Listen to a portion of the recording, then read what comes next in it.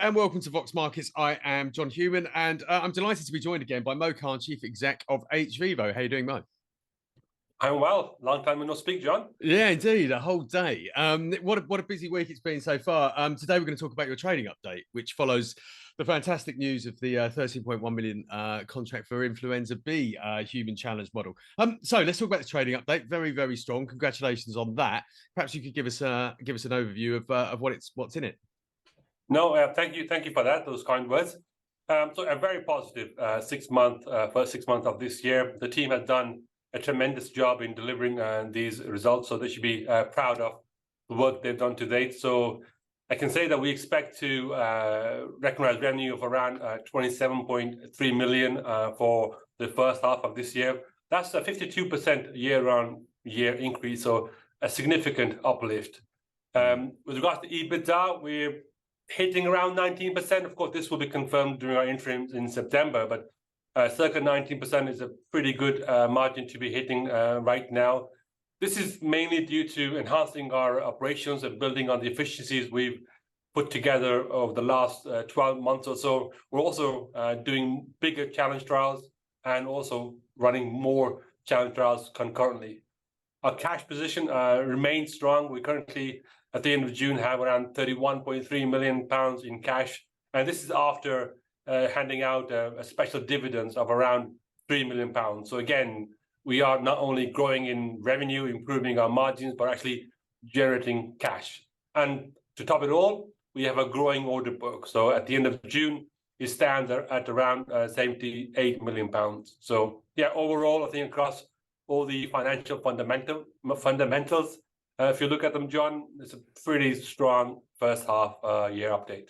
Yeah, I mean, some really strong numbers there, and really demonstrative of the fact that the scale is starting to build here in quite a meaningful way. There's been a small change on the revenue reporting front. Perhaps you could talk us through that to avoid any confusion. Yeah, this is, I mean, just to be clear, we're doing this for transparency and also to get in line with the kind of industry common practice. Historically, we have reported revenue inclusive of other income. Other income is mainly made up of R&D tax credits, which are due to us because of the type of work we do, and we will continue to achieve those. But we are becoming more transparent, and we will be reporting going forward revenue as revenue alone and other income as other income. So in this case, for the last 6 months, as I mentioned, we're reporting a £27.3 million in revenue. On top of that, there is an additional £1.3 million of other income. We're still hopefully in line to hit our full year guidance numbers, but we want to be more clear on the breakdown of historical revenue numbers on what's actually revenue generated from operational delivery and what is due to R&D tax credits. Yeah, I mean, the R&D tax credits are relatively small now in the grand scheme of the business as you become, more and more focused on commercial revenues. Yeah, absolutely. But the more R&D work we conduct, of course, the other income with the R&D tax credit will also increase. But you're right. In relative scheme, as we continue to grow and build on our revenues, the percentage of it being, other income will be less. You're correct. Yeah, but not meaningful at all. Every little helps. Every little helps. Yeah. Let's talk quickly about the order book, which you briefly mentioned. It hit a record 78 million. So that's up from 70 a year ago. And obviously, we talked yesterday about sort of very large contracts, bigger contracts coming through. Can you perhaps talk us about the composition of the order book and how that sort of sets up revenue visibility for the years ahead? Yeah, so it's a really good point. I mean, for me, this is one of the key numbers for me because revenue, EBITDA, and cash give you a historical picture of what we've done. But what's going to happen in the future and what's going to kind of realize our full potential is the order book. And at £78 million net order book, this is weighted, by the way, so it's not a full order book, but we do weight our order book just to kind of make sure that we mitigate against any potential risks. At 78 million, it's second to none. But on top of that, what really pleases me is the diversification of this order book. So we now have new customers on board that we've signed this year. We've also been able to win more work from our current clients, or increase in repeat business. We're also developing new challenge models we never had. So as you know, we've announced 2 new challenge models in HMPV and Flu B in the last 4 weeks or so. And as we continue to grow, we will continue to increase the diversity of our clients. In fact, even just this year, we've signed 2 clients from the APAC region, where historically we've not really had that much success. So not only is the quantity of the order book significant, but also I think the diversification of what kind of builds that order book into the 78 million is important too. And I think as we spoke about yesterday, the contracts are getting bigger as well. Well, absolutely. The utility of the challenge trial data has increased, so people or customers are now looking not only to determine whether the drug works, but also looking at what potential dose the drug works best at. So historically, for example, you may only have had 2 arms in a challenge trial, placebo and active.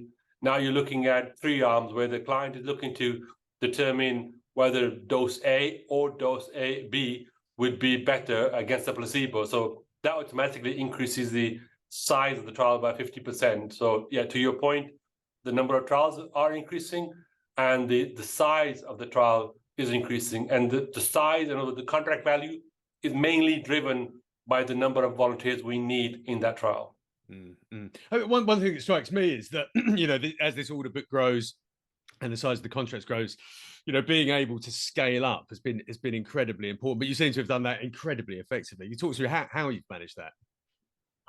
So we made a lot of changes over the last 18 months in basically preparing for this growth. So we've seen huge improvements in our volunteer delivery. So we have a new head of our recruitment, volunteer recruitment. We implemented a new CRM system. We've increased our advertising and marketing spend in that. So that has resulted in a huge number of volunteers coming through our books.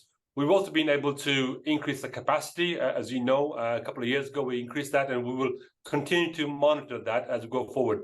But the key underlying aspect to all this, of course, is the growth of the order book. Yeah. So increasing our sales team and having our science group supporting the science sales team has been a significant marker in building the order book. And of course, the clients are getting tangible benefits. I mean, that's key. So whether it's a regulatory incentive of some sort in getting the fast track designation based on challenge trial data, or getting acquired, either the company or the asset through the challenge trial data, those are some of the key points we've seen actually happen over the last 12 to 24 months, let's say, which of course increases the profile of the human challenge trial concept. Yeah, indeed. There has been a bit of an issue in the UK with clinical trial approvals, some delays at the Medicine and Healthcare Products Regulatory Authority. How have you have they affected the business, or how have you navigated the kind of the hiatus in clinical approvals in the UK?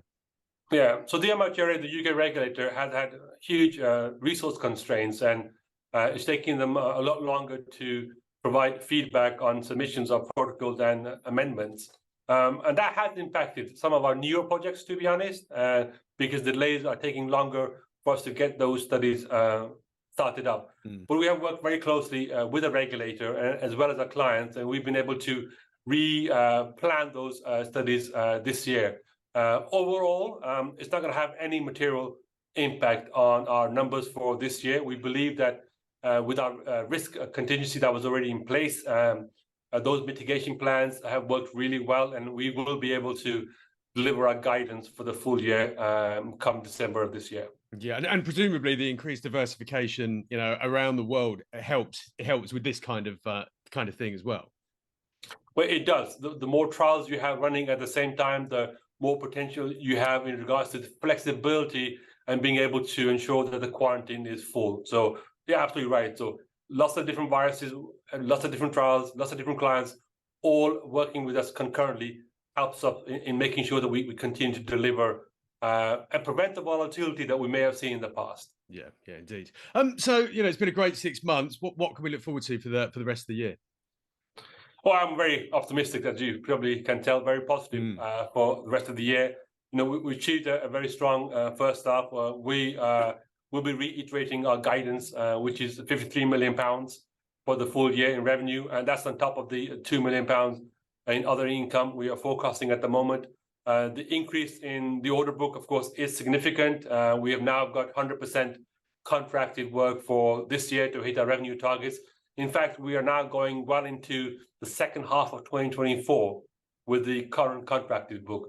And we were working with, like I said, new clients. We're also working with repeat clients. So overall, the outlook is very positive as we continue to grow. And again, I do want to give credit to the team in what they have already delivered.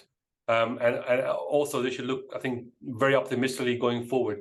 And on the order book, John, specifically, we talked about that growing. Now, this is the fourth consecutive reporting period where that has grown. And I often get the question, is our model a sustainable growth model? And I think that, to me, is a number one sign that not only historically, but also prospectively looking forward, that we are in a growth phase. So yeah, well done to everyone involved, and congratulations on the first half, and here's to rest of 2023. Yeah, absolutely. And no, congratulations again, Mo, on a fantastic set of first half numbers. Looking forward to hearing more throughout the rest of the year. Wonderful speaking to you again. Thank you for having me on, John. Take care. No problem. Thanks.